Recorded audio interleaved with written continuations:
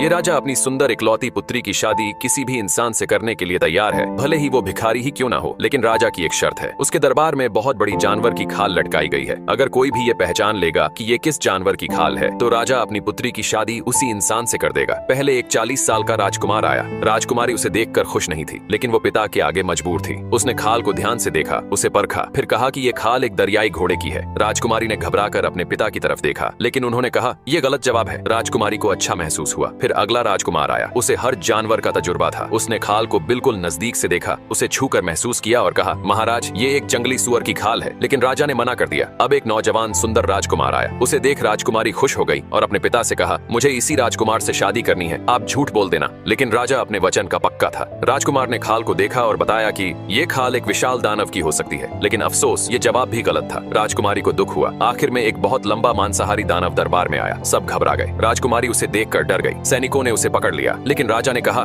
ये जवाब सबके लिए है, कोई भी दरबार में आकर जवाब दे सकता है। दानव को हर जानवर की नस नस पता थी, क्योंकि वो मांसाहारी था। दानव ने खाल को केवल सूंघा और बताया कि ये खाल फ्ली जानवर की है। राजकुमारी डर गई। उसने अपने पिता की तरफ देखा। राजा हैरान हो गया, उसे बहुत पछतावा हुआ। राजकुमारी रोती हुई वहां से भाग गई। दानव ने सही जवाब दिया था। राजा का एक जानवर था जिसे वो बचपन से पालता था। धीरे धीरे वो बड़ा हुआ, लेकिन एक दिन उसकी तबीयत खराब हुई और फ्ली जानवर मर गया। ये खाल उसी जानवर की थी। अगले दिन दानव राजकुमारी को लेने आया। वो बहुत डर रही थी, लेकिन मजबूर थी, क्योंकि दानव अब से उसका पति था। वो राजकुमारी को अपने घर ले जाने लगा। वो एक जंगल में रहता था, लेकिन राजकुमारी थक गई और नीचे गिर गई। दानव उसके पास गया, उसे उठाने लगा, लेकिन वो अब चल नहीं सकती थी, जिस वजह से दानव ने उसे अपने कंधे पर बैठने को कहा। दानव राजकुमारी को कंधे पर बैठाकर एक खड़े ऊंचे पहाड़ पर चढ़ रहा था, क्योंकि चट्टान के ऊपर ही दानव रहता था। राजकुमारी उसका घर देखकर घबरा गई। उसके घर में केवल हड्डियां ही बिखरी हुई थी, क्योंकि वो मांसाहारी था। अब राजकुमारी की जिंदगी नर्क बन चुकी थी। वो बिल्कुल भी खुश नहीं थी।